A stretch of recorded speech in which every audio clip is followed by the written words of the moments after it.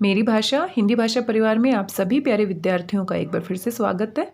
आज हम हल करने वाले हैं हमारा हिंदी का कार्यपत्रक 57 जो कि आपको मिला है 28 दिसंबर 2021 और ये हमारा संबंधित है कविता कन्यादान से, जो कि आपके सेकंड सेमेस्टर की परीक्षा में आने वाली है। पिछली कार्यपत्रिकाओं में हमने उत्साह और अट नहीं रही है निराला जी की इन कविताओं को हम पढ़ चुके हैं, अच्छे से समझ चुके हैं। आज हम ऋतुराज कवि तथा उनकी कविता कन्यादान का अध्ययन करेंगे और उससे संबंधित महत्वपूर्ण प्रश्नों पर बातचीत भी करेंगे। तो कविता के कवि कौन है? ऋतुराज जी हैं और आप यहाँ पर उनका चित्र भी देख सकते हैं और साथ में उनके विषय में कुछ महत्वपूर्ण बातें यहाँ पर दी गई है। आइए कविता की पंक्तियों को पढ़ने और समझने से पहले इनको भी हम पढ़ लेते हैं, इनसे जुड़ी महत्वपूर्ण जानकारी को हम जान लेते हैं। ऋतुराज का जन्म सन 1940 में भरतपुर में हुआ। राजस्थान विश्वविद्यालय जयपुर से उन्होंने अंग्रेजी में एमए किया। आप देख सकते हैं उन्होंने अंग्रेजी भाषा में एमए किया और हिंदी में वो कविताएं लिख रहे हैं। इससे ये स्पष्ट हो जाता है कि अगर आपकी रुचि किसी भी विषय में है तो आपने पढ़ाई किस में की है ये महत्व नहीं रखता, आप उस विषय को हमेशा अपने जीवन के साथ जोड़कर देख सकते हैं। और अगर आपकी किसी भाषा में रुचि है तो वो भाषा भी आपको आकर्षित करती है, आप उसके साथ जुड़ाव महसूस करते हैं। 40 वर्षों तक अंग्रेजी साहित्य के अध्यापन के बाद अब सेवानिवृत्ति लेकर जयपुर में रहते हैं।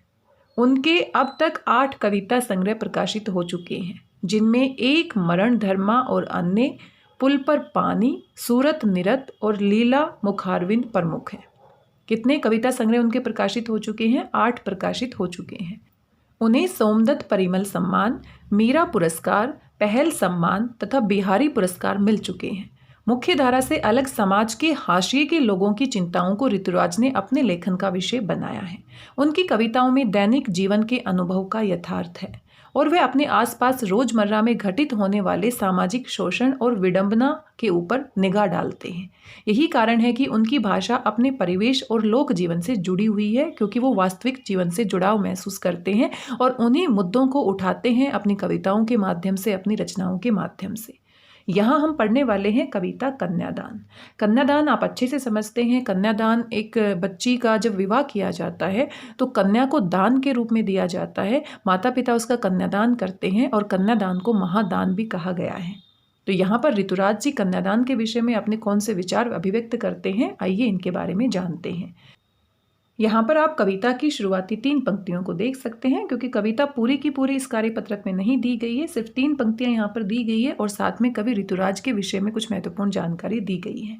कितना प्रामाणिक था उसका दुख। प्रामाणिक क्या होता है? वास्तविक, सच्चा, जिसको स्पष्ट करने के लिए, जिसको सिद्ध करने के लिए हमें प्रमाण की आवश्यकता नहीं होती, वास्तविक हम कह सकते हैं। कितना प्रामाणिक था उसका दुख। किसका दुख? एक माँ का। ऋतुराज जी कहते हैं कि एक माँ का जो दुख है अपनी बच्ची को कन्यादान में देते वक्त, उसका कन्यादान करते वक्त कितना वास्तविक होता है। लड़की को दान में देते वक्त, लड़की का कन्यादान करते समय, जैसे वही उसकी अंतिम पूंजी हो।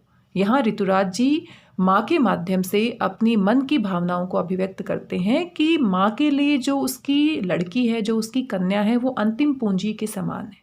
जब हम पूरे जीवन भर कोई काम करते हैं और उस काम के बदले में जो हम पूंजी इकट्ठा करते हैं तो वो हमारे पूरे जीवन भर की कमाई होती है और कितनी महत्वपूर्ण होती है हमारे लिए। तो वैसे ही एक माँ के लिए उसकी जो कन्या है, उसकी जो बेटी है, वो अंतिम पूंजी के समान है, उसकी पूरी जीवन भर की कमाई है। माँ ने उसको जन्म दिया, उसको पाला पोसा, अपने संस्कार दिए, उसके सुख दुख की साथी बनी, उसके साथ समय व्यतीत किया, उसके जीवन को संवारने के लिए सब कुछ किया। तो यहाँ पर कन्या माँ के लिए एक अंतिम पूंजी के समान है, उसकी जीवन भर की कमाई के समान है। और अब वो अपनी जीवन भर की इस अंतिम पूंजी को, अंतिम कमाई को किसको देना चाहती है? ससुराल पक्ष में कन्यादान के रूप में दे रही है। और उसका जो दुख है वो वास्तविक है, किसी प्रकार का उसमें बनावटीपन हम नहीं कह सकते हैं। तो यहाँ पर इसका भावार्थ भी आप देख सकते हैं। कवि ऋतुराज यहाँ पर एक ऐसी माँ की मन स्थिति का वर्णन कर रहा है जो अपनी पुत्री का दान अर्थात विवाह कर रही है, कन्यादान कर रही है। कवि कह रहा है कि उस माँ का दुख कितना प्रामाणिक अर्थात सत्य था, वास्तविक था, जो अपनी पुत्री को विवाह स्वरूप दान कर रही थी। ऐसा लग रहा है जैसे वह लड़की ही उस माँ की आखिरी जमा पूंजी बची थी और वह भी अब जा रही है, उसकी अंतिम पूंजी को भी वो विदा कर रही है।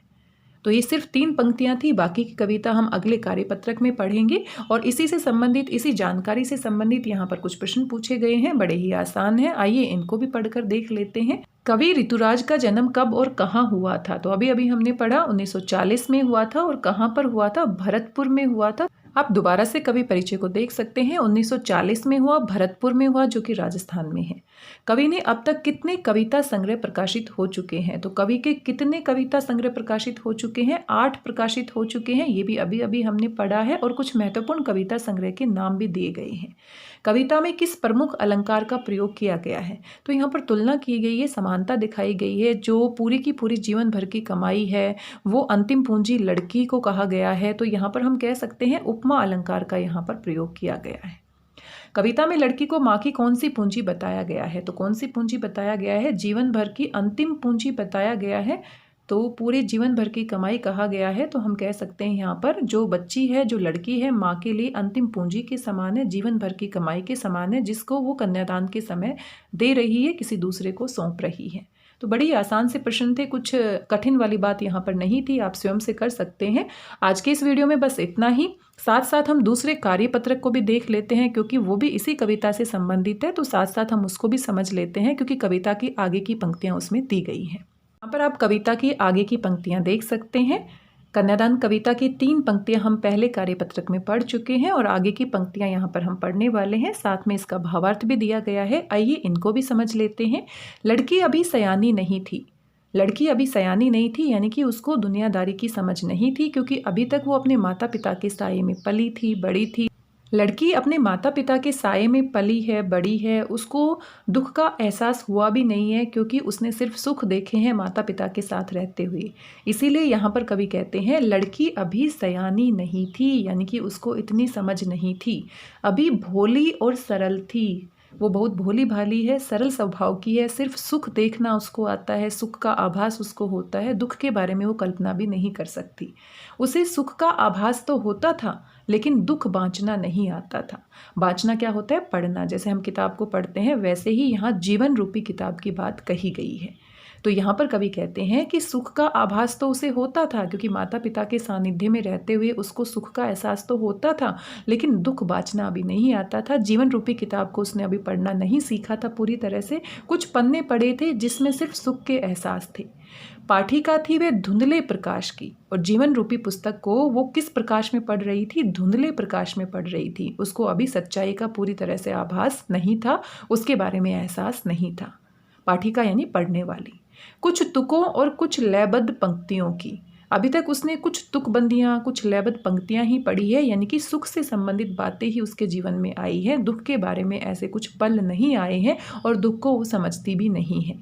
या फिर हम कह सकते हैं कुछ तुकों और कुछ लयबद्ध पंक्तियों की। जब कोई नया नया गीतकार होता है, जब कोई लय या तुक सीखता है, तो शुरुआत में बहुत आसान होता है। और इसी प्रकार से जो बच्ची है उसके जीवन की शुरुआत है, और माता पिता के साथ रहकर उसने अपने जीवन की शुरुआत की है, तो अभी तक उसके जीवन में सिर्फ तुकबंदियाँ हैं। यहाँ पर आप शब्दार्थ भी देख सकते हैं। सयानी यानी समझदार, आभास यानी कि अनुमान, बाँचना यानी कि बांटना। यहाँ बांटना लिखा है, वैसे बाँचना पढ़ना भी होता है। सरल यानी कि साधारण।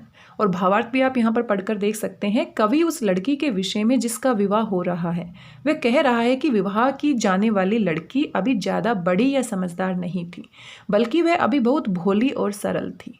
उसे सुखों का एहसास तो था, लेकिन दुखों को सहन करना या बांटना नहीं आता था, या फिर जीवन रूपी पुस्तक में दुखों को पढ़ना नहीं आता था। एक प्रकार से वह अभी इस दहलीज पर पहुंच रही थी कि उसे इन सब सुख दुखों को समझना आता, क्योंकि अभी वह अंधेरे से उजाले की पाठिका ही थी। अभी तक वो जीवन रूपी पुस्तक को किस हिसाब से पढ़ रही थी? धुंधले प्रकाश में पढ़ रही थी। उसने अभी जीवन की सच्चाइयों को नहीं देखा।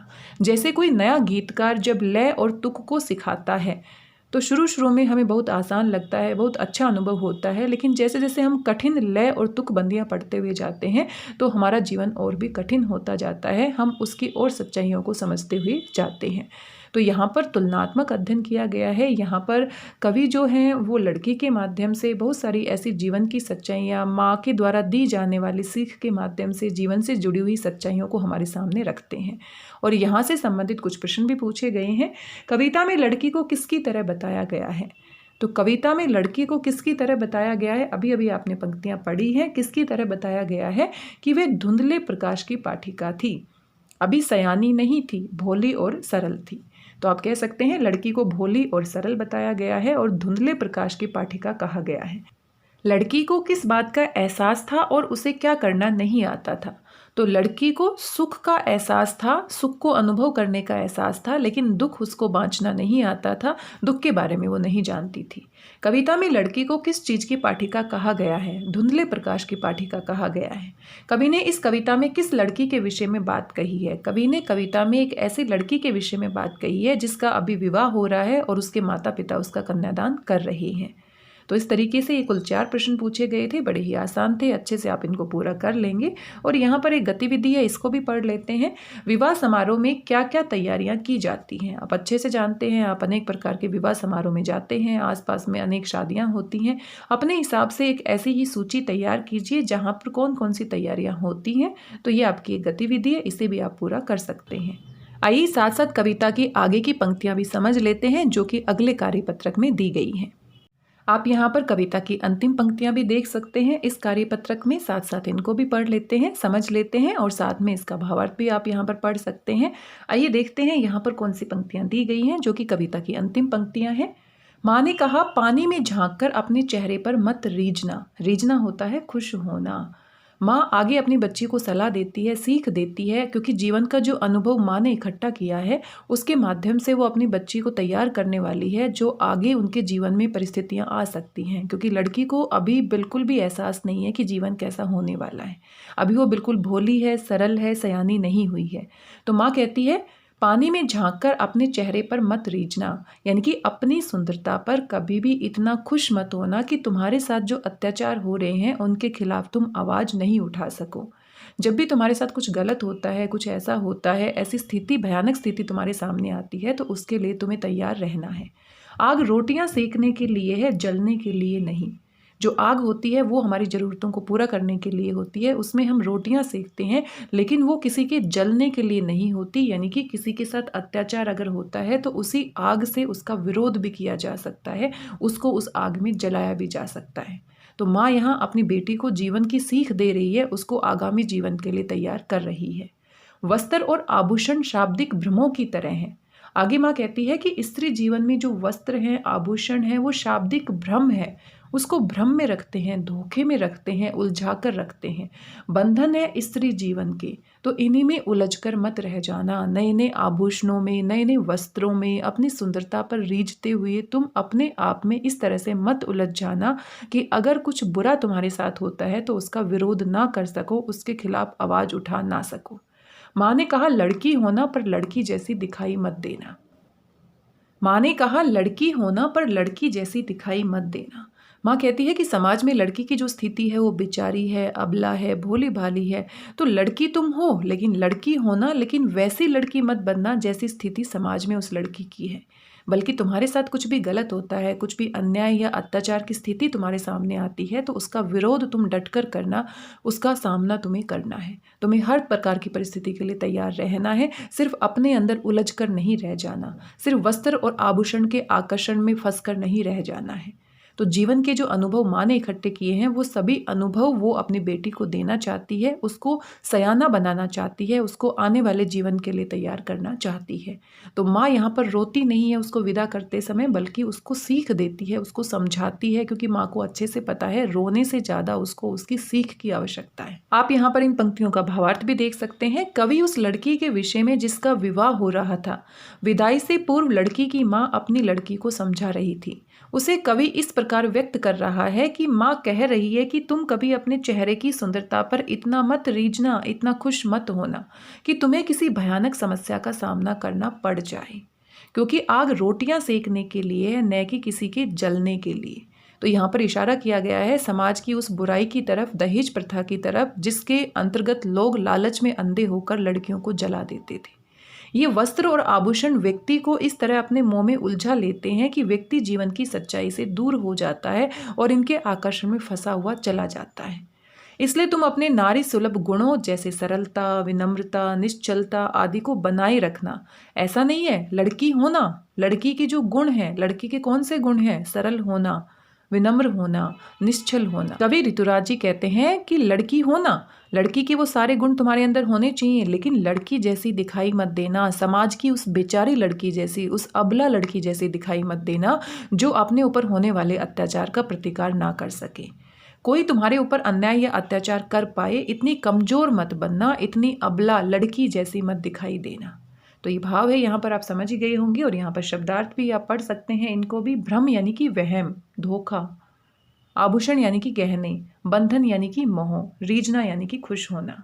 और आगे यहाँ पर कुल 4 प्रश्न दिए गए हैं हमेशा की तरह। आइए इनको भी पढ़ लेते हैं। कविता में लड़की की माँ ने उसको क्या समझाया? तो कविता में लड़की की माँ उसको समझाती है कि अपनी खूबसूरती पर रीझना नहीं है, वस्त्र और आभूषणों के भ्रम में, उसके वहम में अपने आप को कहीं खोना नहीं है। तुम्हें लड़की होना है, लड़की के सभी अच्छे गुणों को अपनाना है, लेकिन लड़की जैसी बेचारी नहीं बनना, अबला नहीं बनना। लेकिन लड़की जैसी बेचारी और अबला नहीं बनना जो अपने ऊपर होने वाले अत्याचारों का विरोध ना कर सके।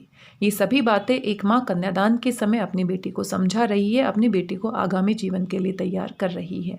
माँ ने लड़की को किसकी तरह न दिखने के लिए कहा, लड़की की तरह दिखने के लिए नहीं कहा। उसने कहा लड़की होना, लेकिन लड़की जैसी दिखना मत। लड़की जैसी यानी कि उस बेचारी लड़की जैसी जो समाज में घुट घुट कर जीती है, जो समाज में अत्याचारों को सहन करती है, वैसी लड़की जैसी दिखाई मत देना।